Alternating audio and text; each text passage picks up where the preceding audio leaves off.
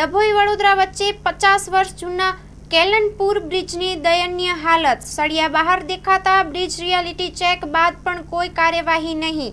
ડભોઈ વડોદરા માર્ગ પર આવેલ કેનલપુર બ્રિજ હાલ જર્જરિત હાલતમાં છે. તાજેતરમાં જ આણંદ નજીક ગંભીરા નદી પરનો પુલ તૂટી પડતા 20થી વધુ લોકોને જીવ ગુમાવવો પડ્યો હતો. ત્યારબાદ સમગ્ર રાજ્યમાં પુલોની રિયાલિટી ચેક કરવા માટે સરકાર સક્રિય બની હતી. રાજ્ય સરકાર દ્વારા કેટલાક પુલો પર ભારદારી વાહનો પર પ્રતિબંધ મૂકવામાં આવ્યો છે. ડભોઈના ઓરસંગ, ચાંદોદ અને કરણેટના પુલોની તપાસ હાથ ધરાઈ હતી, પરંતુ કેલનપુર નદી પરનો આ પુલ હજુ પણ અવગણાય છે.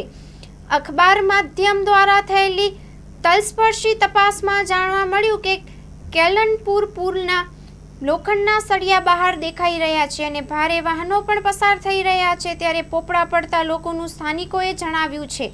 પશુપાલન કરતા લોકોને કહેવું છે કે પુલનો વળાંક દબાઈ ગયો છે અને હવે તે કોઈ પણ ક્ષણે ધરાશાયી થવાની સ્થિતિમાં છે. પુલની હાલત જોતા તાત્કાલિક માર્ગ, મકાન અને પંચાયત વિભાગના અધિકારીઓ ત્યાં પહોંચી યોગ્ય તપાસ અને મરમ્મતનું કામ હાથ ધરવું અત્યંત જરૂરી છે. વિશેષ છે કે કેલન પુલ પર અંદાજે 50 વર્ષ જૂનો છે. લોકો આ બાબતને લઈ ભારે રોષ છે અને માંગણી છે કે કોઈ મોટી દુર્ઘટના સર્જાય એ પહેલા પુલનું મરમ્મત કાર્ય કે નવીનીકરણ તાત્કાલિક કરવામાં આવે. Story report by Lalbhai Bhathiyara, Dabhoi, જિલ્લો વડોદરા.